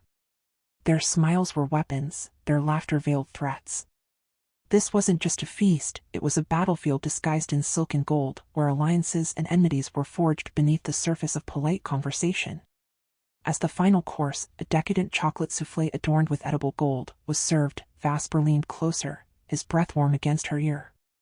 "You don't need to feel overwhelmed," he murmured, his voice low and reassuring. "I'll guide you through this, no matter what." Before Chanty could respond, Arinder leaned in from her other side, his tone effortlessly smooth. "Miss Lorenzo, should you ever tire of Mondragon's methods, the kingdom of Eloria is always open to you. We value freedom and grace above all else." The air between the two men crackled, their gazes locking in a silent confrontation. Chanty, caught in the crossfire, focused intently on her plate, wishing desperately for the dinner to end. Finally, as the dinner drew to a close and the rulers began to leave, Vasper remained firmly at her side, his hand resting possessively on the small of her back as he guided her from the table. "Shall we retire for the evening?" he asked softly, his tone unexpectedly tender. Grateful for the reprieve, Chanty nodded, though she knew in her heart that this was merely the beginning. The battle between Vasper and Arinder wasn't over, not by a long shot. As Vasper approached King Arinder to exchange tense parting words, Chanty couldn't help but wonder how deeply this rivalry would shape her future in the inner world. Chanty felt an overwhelming wave of exhaustion wash over her, her patience hanging by a thread. The dinner had stretched far too long, and her feet ached from the high heels that now felt like instruments of torture. She wanted nothing more than to escape the suffocating atmosphere of the event, especially the tension-filled presence of both Vasper and King Arinder. Vasper's possessive demeanor grated on her nerves, his every gesture implying ownership, a notion she resented with every fiber of her being. To an outsider, he might have seemed protective, but to Chanty, he was overbearing, his behavior far too close to that of a jealous boyfriend. Chanty gritted her teeth, restraining herself from causing a scene. Inside, though, she fumed, her thoughts spinning with frustration. "If only I could slap him awake," she thought bitterly. Her anger simmered as she recalled the recent revelation. Vasper already had a girlfriend, a princess named Solora, waiting for him in his kingdom? The duplicity burned in her chest like acid. If it were up to her, she would have stormed out of the place without a second thought. At last, King Elander Valinor rose from his seat, signaling the evening's end. Relief flooded Chanty as she took it as her cue to leave. Chanty internally rejoiced. Finally, it was time for her to retreat to her quarters. The minutes crawled by as she anxiously awaited her chance to leave. As soon as she stepped out of the room, she walked briskly, nearly running, lifting the hem of her dress to avoid tripping. Her vehicle awaited, its door already open, and she was immensely grateful when a staff member engaged Vasper in conversation, giving her the precious seconds she needed to escape unnoticed. Her breath quick with anticipation. She slid into the vehicle, her chest heaving, and called out to the driver, "Close the door, quickly. Let's go. Don't let anyone else in." Her voice carried a mix of urgency and desperation. The door shut just as she saw Vasper appear at the entrance of the hall, his steps hurried and his expression sharp with determination. Through the vehicle window, their eyes met for a fleeting moment. His disappointment was evident, a flash of frustration etched across his face. Chanty turned away abruptly, her heart racing not with guilt, but with the thrill of finally outmaneuvering him. As the vehicle teleported away, the tension in her chest began to loosen, though the adrenaline still coursed through her veins. Less than a minute later, the familiar energy of her sanctuary washed over her as the car stopped. She didn't wait for the door to be fully opened before stepping out. She hurried out, thanking the staff before rushing toward her room. A voice called after her, reminding her of the brown envelope she'd nearly forgotten. Chanty turned back, retrieving it with a hurried thank you, then resumed her dash, her heels echoing against the corridor as she clutched the sides of her dress. All she wanted was to lock herself in her room, away from Vasper's domineering presence. Reaching her door, she flung it open, slipped inside, and locked it firmly behind her. Finally, she could breathe freely again. She leaned against the door, clutching her chest as she exhaled deeply, as if to steady her pounding heart. "Thank God," she whispered fervently, her voice breaking slightly with relief. She immediately removed her high heels and placed it on the shoe cabinet. Crossing the room, she placed the brown envelope on the bed and headed toward her closet. She checked if Mara had returned her roses, and a soft smile spread across her lips when she saw 6 bouquets of pristine roses lying neatly along the side. None of them were wilted or damaged. She picked one up, hugging it close. "Jake, I missed you so much, my love," she whispered, her voice trembling. The rose's delicate scent brought a wave of bittersweet emotions crashing over her. She held onto the bouquet for a long moment before placing it back. Tears slipped down her cheeks, and her smile wavered as she looked at the flowers. "Thank you, my love," she murmured under her breath, brushing a hand across her eyes. After stripping off her dress, she stepped into the shower, the warm water washing away the remnants of the evening. She let it soothe her tired body and mind. Once done, she towel-dried her hair and selected a nightdress from her closet, a black piece that barely covered her thighs, paired with sheer undergarments that left little to the imagination. She walked toward her bed, intending to collapse into its comfort, but froze mid-step when her eyes fell on an unexpected figure. Her heart leaped into her throat. Jake Valerian, her husband, stood at the edge of the bed, holding the brown envelope. His face was a mixture of deep sorrow and longing, his intense gaze locked onto hers. Before she could process his presence, she moved instinctively, rushing toward him. "Jake," she cried, throwing herself into his arms. She wrapped herself tightly around him, sobbing uncontrollably. Jake caught her effortlessly, his arms circling her in an embrace as fierce as her own. "I missed you so much, my love," she whispered through her tears, her voice cracking with emotion. "I missed you." Jake didn't respond with words. Instead, he captured her lips in a fervent kiss, his desperation and longing pouring into it. Their lips moved together with an intensity that bordered on frantic, even just a days of separation and yearning culminating in this single moment. "I missed you so much," Jake murmured against her lips, his voice breaking. "I thought I'd lose my mind missing you. I can't stand being apart anymore." Their movements grew hungrier, more desperate. They fell onto the bed, the impact barely registering as they clung to each other. Shanta's legs locked around Jake's hips as her hands tugged at his black shirt, eager to feel his skin beneath her fingers. His own hands slipped beneath her thin nightdress, his touch igniting fires along her sensitive flesh. The room filled with Shanta's soft moans and Jake's whispered declarations, their passion igniting a firestorm that neither wanted to extinguish. For that moment, nothing else existed but the two of them, their love rekindled in the fervent embrace of their longing and desires. Chanty threw Jake's shirt to the floor, her hands quickly working to unbutton his pants as their lips stayed locked in an unrelenting kiss. On the floor, beside the fallen shirt, lay the brown envelope, forgotten in the heat of the moment. Suddenly, the room's door burst open, its sound reverberating through the walls. Startled, both Jake and Chanty snapped their heads toward the doorway, their breathing heavy, their bodies frozen mid-embrace. Chanty puzzled how Vasper always managed to unlock her door even when she locked it up. There stood Vasper Mondragon, his expression a mixture of shock, fury, and disbelief. His gaze swept over the scene, Jake, half-naked, and Chanty, her nightdress strap fallen, exposing her bare shoulders and part of her chest, her legs wrapped tightly around Jake's hips. Bastard! Vasper's voice cracked with rage as he slammed the door closed and bolted toward the bed. His movements were swift and driven by pure anger, his intent clear, to attack Jake. Jake reacted instantly, standing and meeting Vasper's charge with a solid punch to his face. The impact sent Vasper staggering, but he recovered quickly, launching a counterattack. The room erupted into chaos as the two men clashed violently, their fists colliding with bone and flesh. Chanty sat on the bed, stunned, her heart pounding erratically. The hysterical edge in her voice broke through as she screamed, "Stop! Both of you, stop it!" Her words were drowned out by the brutal sounds of punches landing and bodies colliding. Even without powers, they're both fierce and strong than the ordinary human being. The fight escalated, blood spilling onto the soundproof floor. Jake's strength overwhelmed Vasper, and soon, he had him pinned to the ground. Straddling Vasper's chest, Jake rained down punches, his knuckles red with blood.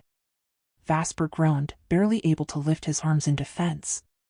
Jake's entire weight was on Vasper's body. Chanty scrambled off the bed, panic taking over as she watched Jake's relentless assault. "Jake! Stop it!" she cried, falling to her knees beside them. Tears streamed down her face as she grabbed Jake's arm, her fingers wrapping around his rock-hard muscles. "Enough, Jake. Please, stop," her desperation evident in her voice and features. Jake didn't seem to hear her, his fury consuming him entirely. His teeth were clenched, his expression twisted with rage.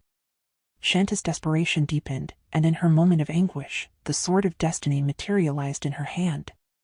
A blinding light erupted from the blade, filling the room with an otherworldly glow. The sight of the sword froze Jake in place. His fist, poised midair for another blow, trembled as his gaze locked onto Chanty's tear-filled eyes. "Jake," she whispered, her voice breaking as she knelt beside him, the sword glowing faintly in her hand. "That's enough. Let him go." She pleaded, her voice almost a whisper. Jake's chest heaved, his breaths ragged and filled with unspent anger. His bloodied face reflected his torment, but her words reached him. Slowly, the tension in his body began to ease. "He's the reason our marriage was annulled," Jake growled through gritted teeth, his voice thick with pain. His fist pressed against Vasper's chest one final time. "He took you away from me, Chanty." Vasper groaned weakly beneath him, his eyes fluttering open. Blood smeared his face, his lips split, and his strength nearly gone. Yet, through his pain, he rasped, "Chanty, stay with me. Don't go with him." Chanty's tears fell harder as her trembling hand reached for Jake's bloodied arm. "Please, Jake," she begged, her voice barely a whisper. "Let him go," she begged. Jake remained silent, his jaw tightening as he wrestled with his emotions. Finally, he shifted his weight off Vasper, rising to his feet with visible reluctance. Blood and sweat dripped from his body, his eyes dark with unresolved anger. Vasper lay motionless on the floor, his breathing labored. "Stay with me," he murmured again, his voice faint but pleading. Chanty looked between the two men, her heart torn, the weight of their unspoken histories pressing heavily on her chest. Jake's sharp gaze pierced Vasper, his clenched fist trembling with fury. He wanted to punch him again, to make him suffer. But as his arms swung forward, Chanty's trembling hands caught his, her voice breaking as she cried, "Jake! Please, enough. He can't fight back anymore." Jake froze, the intensity of her touch halting him. He turned to look at her tear-streaked face, the desperation etched into every line. But her concern for Vasper only deepened the wound in Jake's heart. "You're still worried about him," Jake muttered, his voice low and strained. His jaw clenched as he added bitterly, "You still love him," his voice trembling with anguish.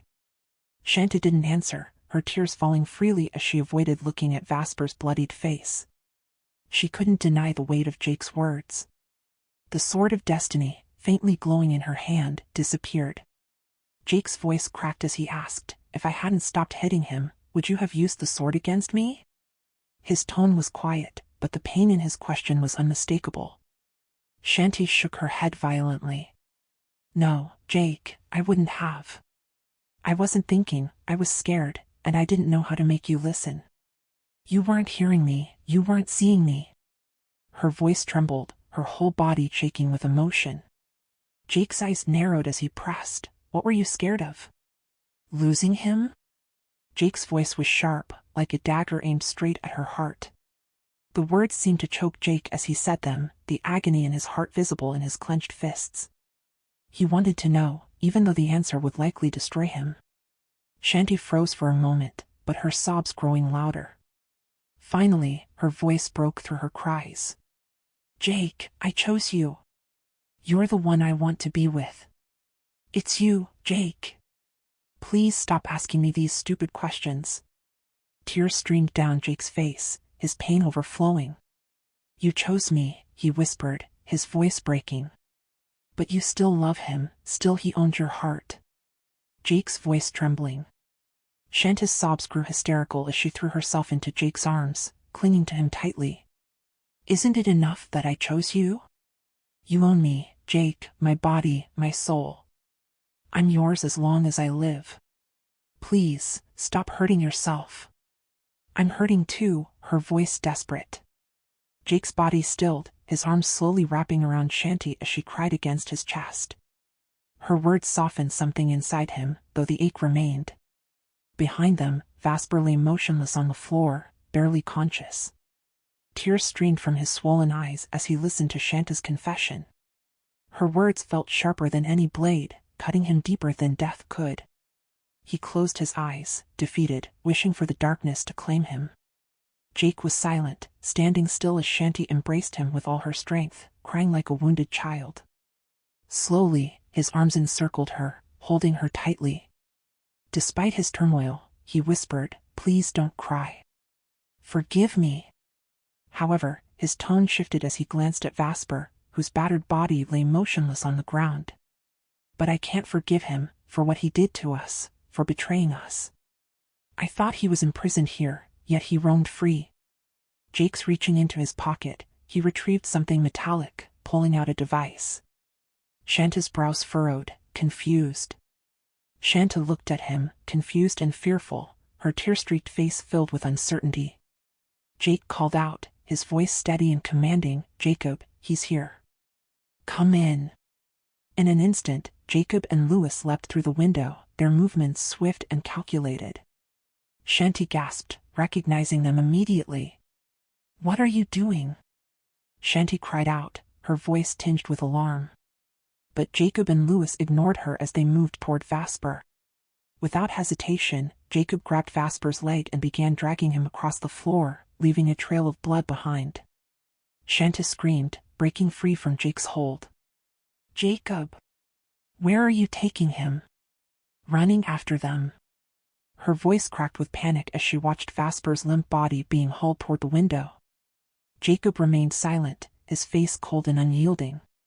Chanty, in a fit of desperation, grabbed his arm, forcing him to stop. "Answer me. Where are you taking him?" she demanded, her voice filled with fear. Her voice cracked with panic as she dropped to the floor and throwing herself over Vasper's battered body. "Don't touch him." Jacob paused, his gaze shifting briefly to Chanty before glancing at Jake. Jacob's face softened, but his resolve didn't waver. "Chanty," he said quietly, "let us do what we need to do. This has to happen." Jake stood silently behind her, his jaw clenched and fists trembling at his sides. The pain in his expression was impossible to ignore. Chanty's heart broke all over again. Louis exchanged a look with Jake, whose face twisted into a bitter, pained laugh. Chanty's desperate cries and her willingness to protect Vasper only confirmed what Jake feared most: she still loved him. Vasper, barely conscious, let out a weak groan, managing to speak. "Chanty, let them do what they want with me. There's no reason for me to live anymore. If you choose Jake, I might as well die," he muttered through his pain, his voice frail yet filled with sorrow. "No. Just live, Vasper. Don't die. Just breathe, that's enough for me." Chanty cried, her voice cracked as she pleaded with him, her tears falling uncontrollably as she cradled Vasper's broken body. Tears streaming down his bloodied face. "There's no reason for me to live," he whispered weakly. If you're going to choose Jake, I'd rather die. Chanty shook her head, gripping his hand tightly. No, Vasper. Please, live. Live for me. But her words only deepened the unbearable pain in Jake's chest. He turned away, his heart shattering as Chanty chose to fight for the life of the man who had already given up on himself. Jake stood there, his lips pressed tightly together, his fists trembling. He didn't seem to be breathing, holding in the unbearable pain surging through him as he stared at Chanty. His gaze was piercing and intense, a storm of unspoken anguish. Jacob glanced at Jake, taking in the raw emotion in his expression, before shifting his focus to Chanty. Lewis, on the other hand, let out a bitter laugh, leaning against the wall for support. One hand pressed against his waist, the other propping him up as his gaze swept over Chanty and Vasper. Kill him, Jacob. Kill him. Jake's voice boomed across the room, trembling with rage and heartbreak. The force of his command was overwhelming, powerful enough to make the walls seem to tremble. Chanty, startled by Jake's sudden outburst, turned to face him. Her eyes widened in shock as she saw his face. Tears streamed down his cheeks, his expression was etched with pain so profound it was nearly unbearable to witness. I want him dead, Chanty, Jake growled through gritted teeth, his voice trembling with barely contained fury. Chanty shook her head silently, her own tears spilling over. She couldn't bring herself to speak, her throat tightening with emotion. Suddenly, a vehicle emerged, its headlights cutting through the darkness and illuminating the tense scene. The lights flickered briefly before switching off entirely, a silent signal of its arrival. The vehicle's door swung open, and a figure stepped out, almost thrown onto the scene, like a Mondragon. Vasper's sister. Enough. Laika's commanding voice shattered the tense silence. You've wasted enough time. The security team is almost here, and you're still playing out your drama. Get Vasper in the vehicle, now. Her tone was sharp, brooking no argument. Chanty froze in disbelief, staring at Laika as if she couldn't comprehend what she was seeing. How is Laika Mondragon with Jake, she thought, her mouth hanging open as her mind reeled. Jacob and Lewis moved quickly, lifting Vasper's bloodied body as instructed. But Chanty's wide-eyed gaze remained locked on Laika. Laika, where are you taking Vasper? Chanty asked, her voice trembling. Her eyes darted to Vasper's limp form as Jacob and Lewis carried him toward the vehicle. Desperation seized her, and she rushed forward, attempting to follow them into the vehicle. Laika, however, shoved her back firmly. Are you serious? Your husband is standing right behind you, Chanty. Laika said with a mocking laugh. Chanty turned her head briefly toward Jake but didn't stop to read his expression. Instead, she fixed her tearful gaze on Laika, her voice rising. Where are you taking him? Jacob answered her question in his actions instead of words. With a brutal kick to Vasper's stomach, he sent him curling in pain, his body folding helplessly. Chanty cried out, her voice breaking, and reached for Vasper, but Laika stood in her way. We're teaching him a lesson for his betrayal, Chanty.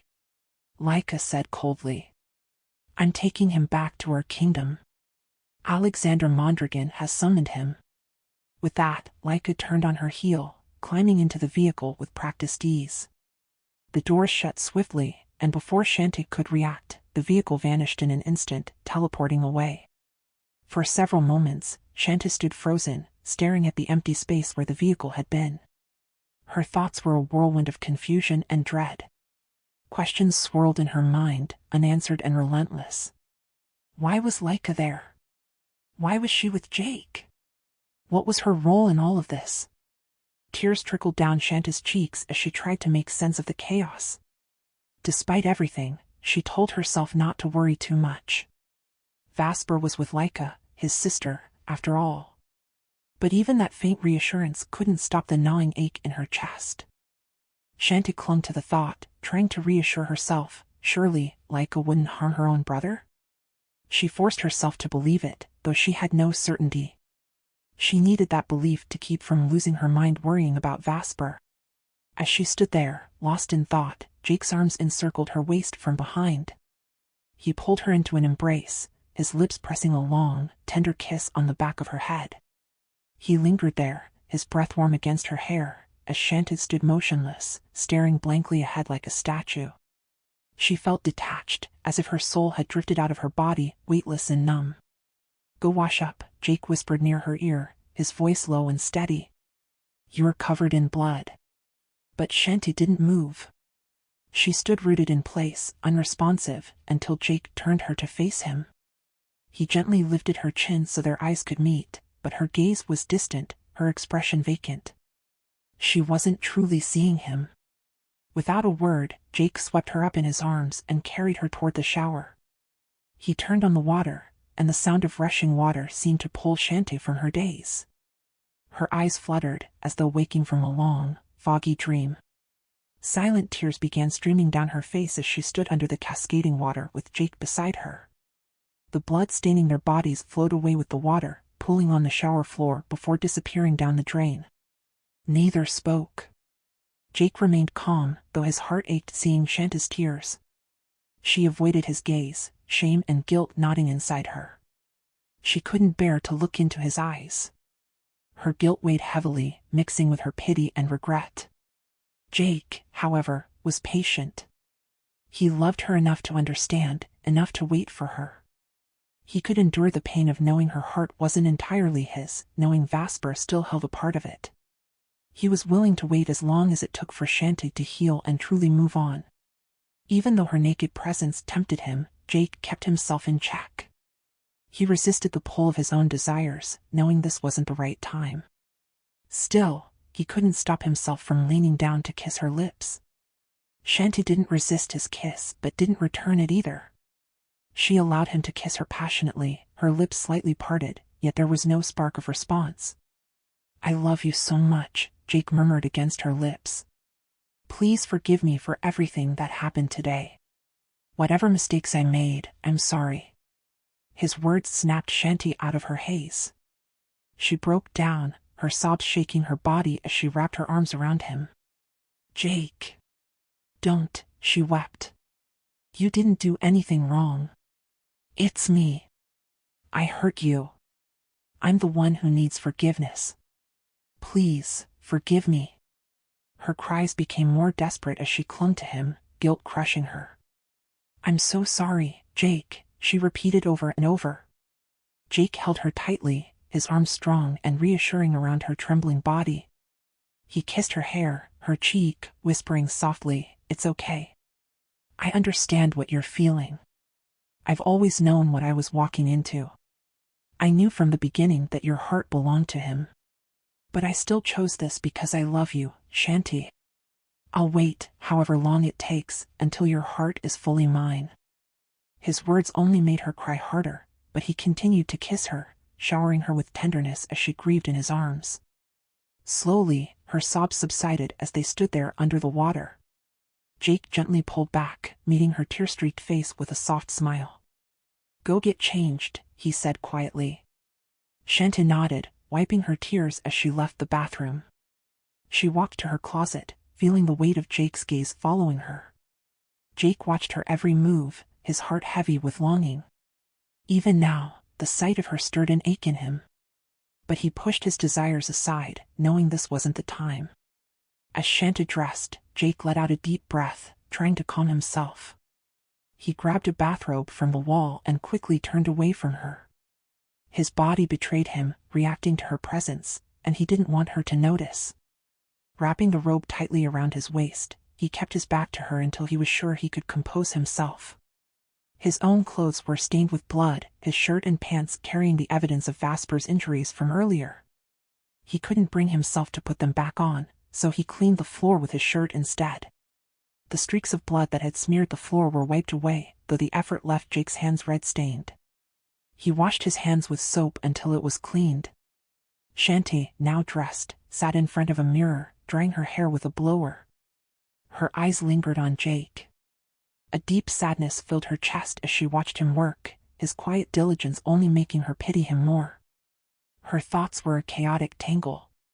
Guilt over Jake, worry for Vasper, and her own internal conflict churned together, overwhelming her. A part of her wished she could disappear entirely, to dissolve into nothing and escape the crushing weight of it all. Her heart ached unbearably, caught in a storm she couldn't make sense of. Tears streamed down Chanty's face as she stared at her reflection in the mirror. Her emotions swirled in a storm of guilt, confusion, and despair. Behind her, Jake's concerned gaze softened with his own pain. He stepped closer, wrapping her in his arms from behind, his embrace firm yet comforting. "What should I do, Chanty?" he whispered near her ear, his voice low and burdened. "I can't stay long. The Sylvan Concord's security might find me. I only came here with Jacob and Lyca's help." Chanty turned to him, her tear-streaked eyes locking onto his. Her expression was serious, though her grief was evident. "I want to go home, Jake. I want to go back to our house. I don't want to be here anymore. Please, take me home." Her voice cracked as sobs overtook her. Jake's heart clenched at the sight of her anguish. He held her tighter, scooping her into his arms and carrying her to the bed. He laid her down gently, then joined her, lying on his side so they faced each other. His arms wrapped protectively around her as she continued to cry, her pain spilling freely. "Do you know how badly I want to take you home tonight, Chanty?" Jake said, his voice trembling with restrained emotion. "God knows I want to take you away from here right now." He cupped her face, tilting it so their eyes met. His gaze was filled with longing and determination, but Chanty's eyes held only despair. "Jake," she said, her voice barely above a whisper. "I'm just a weapon here. A tool for their ambitions, to dominate the entire inner world and beyond the outer world. That's all I am to them. I'm just a pawn in their game." Jake froze, stunned by her words. He stared at her, the weight of her realization settling heavily between them. Chanty had begun to understand the political machinations of the inner world, the Sylvan Concord's hunger for power and control over everything. Slowly, Jake nodded in acknowledgement. "That's true," he admitted quietly. "But Alexander won't stop, Chanty. He's still after your blood. He won't rest until he has you. Once the Twilight Reckoning is over, I'll find a way to get you back to the outer world. You won't have to stay here for the full 3 years. I promise you that." He kissed her deeply, pouring all his love into that kiss. "I love you so much," he whispered, his voice husky with emotion. "I've missed you more than you'll ever know." Jake's body trembled as he hugged her tightly, battling his own desires. The closeness of her body, her warmth, made it nearly impossible to restrain himself, but he forced himself to maintain control. His voice was strained as he added, "God, Chanty, I'll wait for as long as it takes, for you to fully be mine. I promise." Chanty, still overwhelmed, tried to shift the topic. "The brown envelope. When did you find out about it?" she asked hesitantly, her voice shaky. Jake's eyes darkened. "Jacob has spies here," he replied simply. "Don't ask who. And don't forget, I have a cousin here too. You've met her, haven't you?" Chanty nodded reluctantly, her lips tightening. "I don't like her." Jake chuckled, though it was a bitter sound. "Neither do I. She's spoiled, the only child in her family. And all she's ever wanted is Vasper. That's why we've never gotten along." Chanty fell silent, unsure how to respond. Her mind shifted to another concern. "Did you talk to Lauren? Did she mention anything to you?" Jake shook his head. "No, we didn't speak. But she sent me a letter. She told me Vasper was here, constantly following you around. That's why Jacob and I came immediately." He paused, his jaw tightening. This was all part of Vasper's plan. He deliberately let himself be captured. That's why he took you and accused of crimes against the Verdant Envoy, so he'd be brought here to the Sylvan Concord along with you. Everything was orchestrated. Chanty's breath hitched as Jake continued. "David found out that Vasper's men have been working to annul our marriage. The Verdant Envoy delivered the documents to him. They were supposed to be given to me on the day before the Twilight Reckoning. But they didn't know I was listening. I heard everything." Jake's voice hardened with frustration. David had no intention of telling me. He was following the Verdant Envoy's orders. That's why I turned to Jacob and Lewis for help. I needed to get in here without the Sylvan Concord detecting me. And Jacob had no choice but to involve Leica. She's the only one with access to the vehicle. Chanty listened silently, the enormity of everything sinking in. Her mind reeled, disbelief and fear swirling together. This web of schemes and betrayals left her feeling even more helpless, as if she were caught in a current too strong to fight. Tears welled in her eyes again, but she said nothing, her thoughts too heavy for words. Jake, everything's happening so fast. How did they manage to do it? Chanty's voice quivered with disbelief, but her mind drifted to Vasper. He had warned her before, he had told her he'd annul their marriage. She had known, deep down, that he was responsible, but she never imagined he would actually go through with it. And even more so, she never thought it would happen so swiftly. Jake's face darkened with frustration. Chanty, all can be bought with money in the outer world, you know that. He bribed someone to do it immediately. Her tears rolled down her cheeks as she stared at him, her voice barely a whisper. Jake, does this mean we're not married anymore? Am I not your wife? Are you single now? What happens to us, Jake? Her trembling hand reached out, gently tracing the cut on his lip, her touch soft against the bruises that marked his face, a testament to the fistfight with Vasper. Even his brow bore a gash, and dark shadows marred his once pristine skin. Jake winced slightly under her touch, the pain flickering across his face, but he pushed it aside. Sorry, Chanty whispered, her guilt evident. No, Jake said firmly, his voice both desperate and unyielding. Nothing has changed between us. It's just a piece of paper. You're still my wife, you're still Chanty Valerian, Mrs. Jake Valerian. I'm still your husband. Nothing has changed, Chanty. Nothing. His tone grew more impassioned as he tried to convince her, not just with his words, but with the sheer force of his love. I love you so much, he said, pulling her closer. I won't let them tear us apart over a piece of paper. Chanty nodded slowly, but her heart remained heavy. Her mind raced with questions she couldn't ignore.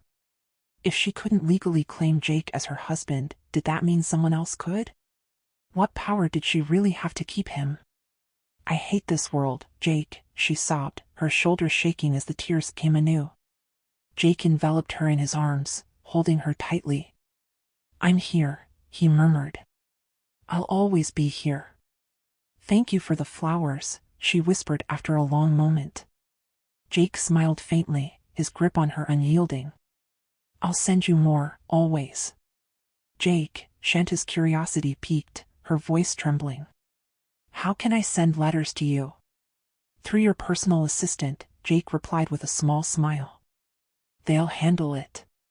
Isn't there a device we can use to video call? Like in the outer world? There's a phone, right? This place is more advanced, isn't it?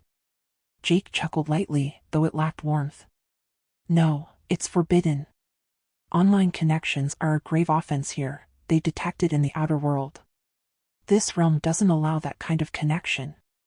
Chanty sighed deeply, frustration mounting.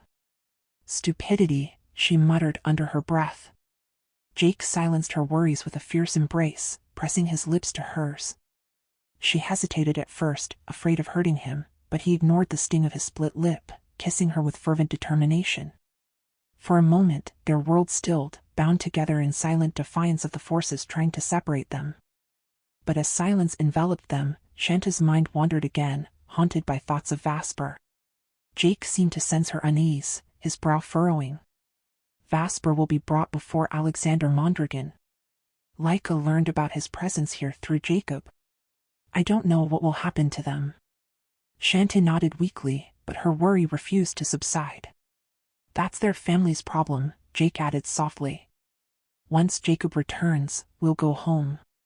Take care of yourself while I'm away, my love. When will you come back, Jake? Chanty's voice was fragile, laced with longing. You came here, so that means you can return, right? I'll do my best, Jake assured her. If I can use the same vehicle like I did, I'll come back. But it's dangerous. If they catch us, they'll throw me to the dragons. Chanty's breath hitched in fear. So, it's true? What Vasper said before, Jake, no. Don't risk it. I'd rather wait than see you thrown to the dragons. Jake, let me treat the wounds on your face. I have a first aid kit in the closet, Chanty said as she started to get up from her bed. But Jake stopped her. Don't. When I got home, my powers returned. These will heal quickly, Jake said, his voice gentle yet full of calm authority. Just stay here by my side because I've missed you so much, he added, pulling Chanty close and embracing her tightly. Jake held her with such firmness that Chanty gasped from the intensity of his hug. Then, Jake kissed her. Chanty worried that Jake's lips might still be sore as they pressed against hers, but his kiss was fervent, just like before. Jake ignored any pain, focusing only on the fact that he could kiss Chanty again. Jake kissed her forehead tenderly, his expression soft yet resolute. Don't worry. If I can, I'll return. I promise. As Chanty opened her mouth to reply, a sudden knock at the door made both of them freeze. Her heart pounded in her chest, fear gripping her. They scrambled out of bed, Chanty pushing Jake toward the closet. The knock came again, more insistent this time. Chanty called out, her voice strained. Who's there? It's me, Lauren, came the reply. Relief flooded through Chanty. She exhaled shakily, muttering, It's just Lauren. Jake peeked out from the closet, recognizing his cousin's voice, but Chanty quickly signaled him to stay hidden. She adjusted her nightdress and smoothed her hair before opening the door. But before she could say anything, Lauren barged in, her face dark with anger. Lauren! Chanty exclaimed, startled. Before she could react, Lauren raised her hand and slapped her hard across the face. The force of the slap made Chanty stagger, her hand flying to her cheek as it burned with pain. Her mouth fell open in shock. The closet door slammed open, and Jake stormed out. Lauren, he roared, his voice sharp with fury. Lauren turned, her anger momentarily replaced by surprise. Her eyes widened at the sight of Jake, disheveled, battered, and dressed only in a bathrobe. Jake? How? Lauren's voice faltered, her shock deepening as she noticed the cuts on his face, the bruises on his brow, and the split on his lip. Her gaze shifted to Chanty, her anger reigniting. What's your problem? Jake demanded, stepping protectively in front of Chanty. Why would you slap my wife out of nowhere? His voice laced with anger. Chanty clung to his arm as he reached out to gently touch her reddened cheek. Lauren, meanwhile, regained her composure, her expression hardening. That slap was just a warning, Lauren hissed, her voice dripping with venom. If she doesn't stop clinging to Vasper, it'll be worse next time. Her fists clenched at her sides, trembling with a mix of rage and jealousy. Jake's jaw tightened as he glared at Lauren, his voice low but sharp. Lauren, enough. Lauren's eyes burned as she spat. Jake, it's good you're here. Tell your wife to stay away from Vasper Mondragon. I didn't come all the way to Sylvan Concord just to have everything I worked for ruined by her. How shameless can you be, you vile woman? Lauren hissed, her face twisted with disgust as she glared at Chanty. You already have a husband, but you still allowed Vasper to introduce you to the Council of the Crowns as his queen? Jake stood frozen, his gaze fixed on Lauren in disbelief at the words spilling from her mouth. Chanty, on the other hand, looked like she wanted the ground to swallow her whole. Her cheeks burned with shame, and she couldn't bring herself to meet Jake's eyes.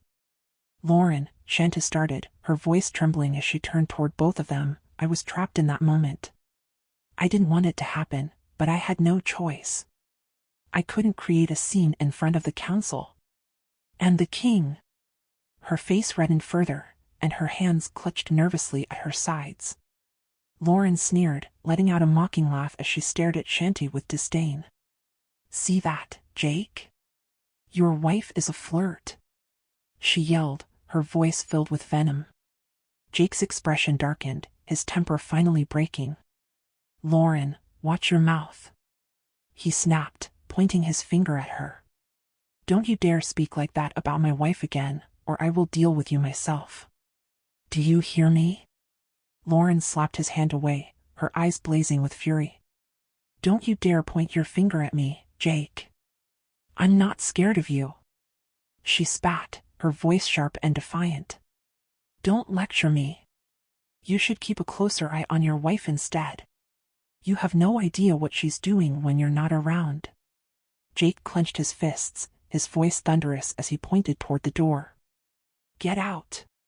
he barked, his finger unwavering. But Lauren didn't budge.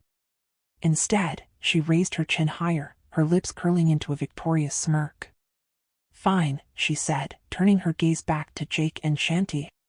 "But remember this, if I become Vasper Mondragon's queen, neither of you will ever set foot in the inner world again. Mark my words." With that, she spun around and stormed out, slamming the door behind her with such force that the sound echoed through the room. The silence that followed was suffocating. Jake and Chanty stared at each other, their expressions mirroring the shock left in Lauren's wake. Slowly, Jake reached out and touched the cheek Lauren had slapped, his hand gentle and filled with regret. "I'm sorry for what she did, Chanty," Jake said softly, his voice heavy with guilt. "I can't control her behavior. She's always been like this, stubborn and combative, even when we were kids. We've never gotten along." Chanty gave him a faint, forced smile, though her eyes still reflected her embarrassment. "It's okay, Jake. I understand," she replied, her voice low. "And I'm sorry for what Lauren said. Some of it was true. Vasper did introduce me as his queen, and I couldn't do anything but stay silent. I was so full of shame and fear standing before the 12 councils and the king himself." Jake listened intently, his brows furrowed with understanding. "Don't worry. I believe you," he said softly, pulling her into a comforting embrace.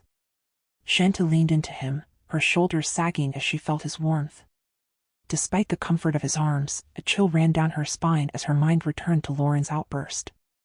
She dreaded the truth about the flower of passion, a secret she couldn't summon the courage to tell Jake. As they sat down on the edge of the bed, a sudden noise startled them. Jacob climbed through the window, his face tense. "Jake! Let's go. We need to leave before security detects us," he said urgently, his eyes darting toward Chanty for a brief moment. Jake stood quickly, still wearing only his bathrobe. Jacob gave him a sharp look. "Take your clothes with you. Don't leave any evidence behind," he instructed, his tone firm. Jake hurried to the bathroom to gather his things, but Chanty followed closely behind. "I'll wash those for you, Jake," she pleaded softly. "Please leave them here. I'll keep them as a memory of you when I miss you. I'll even sleep with them beside me." Jake paused, his expression softening as he looked at her. He could see the sincerity in her eyes. "All right," he said gently. "But make sure no one else sees them." Chanty nodded eagerly, and he pulled her into a tight embrace. Their lips met in a fervent kiss, his touch trailing to her face and neck as he held her close. "Jake!" Jacob's voice interrupted, impatient and loud. "Like us furious already. Let's go." Reluctantly, Jake pulled away, glancing at Chanty with longing. "I have to go, my love. I love you so much.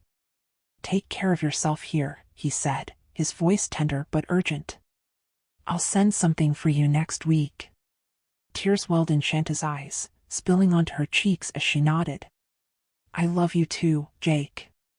Take care," she whispered, her voice breaking. Jacob was already climbing into the vehicle when Jake pulled Chanty into one last embrace, pressing his lips to hers again. "I love you so much. Stay safe," he murmured before turning and climbing swiftly into the vehicle. In seconds, they vanished, teleporting away, leaving Chanty standing in stunned silence. Tears continued to flow as she gazed at the empty space where the vehicle had been, her mind racing as if it had all been a dream. The quietness of the room became deafening. Slowly, she moved toward the bed, her chest heavy with pain. Curling up under the sheets, she sobbed uncontrollably, muffling her cries into the mattress. Her wails echoed softly in the stillness, carrying the weight of her anguish.